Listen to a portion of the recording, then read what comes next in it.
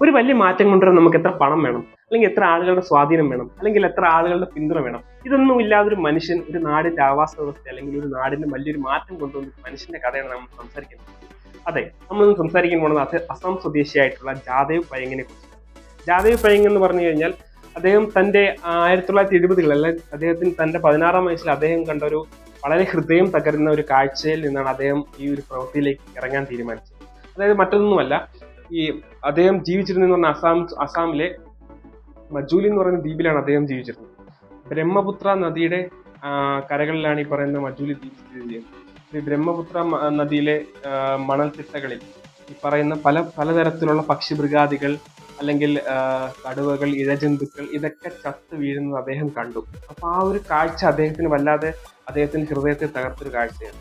അപ്പൊ തൊട്ടടുത്ത ദിവസം അദ്ദേഹം തീരുമാനിച്ചു, ഇത് ഇങ്ങനെ തുടർന്നു കഴിഞ്ഞാൽ ഈ നാട് തന്നെ നശിച്ചു പോകും. അപ്പൊ അദ്ദേഹം തൊട്ടടുത്ത് തീരുമാനിച്ചു, അദ്ദേഹം അവിടെ ചെറിയ ചെറിയ മരങ്ങൾ നട്ടുപിടിപ്പിക്കാൻ തുടങ്ങി.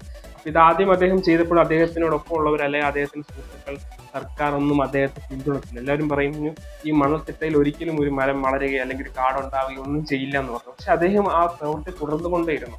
വർഷങ്ങൾ കഴിഞ്ഞ് ഏകദേശം ഒരു 2009-2008 സമയമൊക്കെ ആയപ്പോഴത്തേക്ക് ഏകദേശം 550 ഹെക്ടർ ഉള്ള ഒരു വനഭൂമിയായി ഈ പറയുന്ന പ്രദേശം മാറി. പിന്നീട് ആ വനഭൂമിയെ മൊളായി കാടെന്ന് അറിയാൻ തുടങ്ങി. അത് ഏകദേശം 1360 ഏക്കർ ഉള്ള ഒരു വലിയ വനഭൂമിയായി മാറി. ഇതിന്റെ വലിപ്പം മനസ്സിലാക്കണമെങ്കിൽ നമ്മുടെ അമേരിക്കയിലുള്ള ന്യൂയോർക്കിലെ സെൻട്രൽ പാർക്കിനേക്കാളും വലുതാണ് ഇന്ന് ഈ പറയുന്ന മൊളായി കാട്. 2012 കേന്ദ്ര സർക്കാർ അദ്ദേഹത്തിന്റെ ഈ പ്രവൃത്തി കൊണ്ട് അദ്ദേഹത്തിന് പത്മശ്രീ കൊടുത്ത് ആദരിക്കുകയും ചെയ്തു. അപ്പം ഇത് ആ ഒരു ആവാസവ്യവസ്ഥ തിരിച്ചു കൊണ്ടുവന്നതിൽ നിന്നും പലതരത്തിലുള്ള മൃഗങ്ങൾ അവിടേക്ക് തിരിച്ചു വന്നു. അതായത് ബംഗാൾ കടുവകൾ, അല്ലെ വലിയ ആനക്കൂട്ടങ്ങൾ, വലിയ വലിയ മാൻകൂട്ടങ്ങൾ, ഇതെല്ലാം പക്ഷികൾ, പലതരത്തിലുള്ള പക്ഷികൾ, ഇതെല്ലാം ഈ പറയുന്ന ആവാസ വ്യവസ്ഥയിലേക്ക് തിരിച്ചു വന്നു.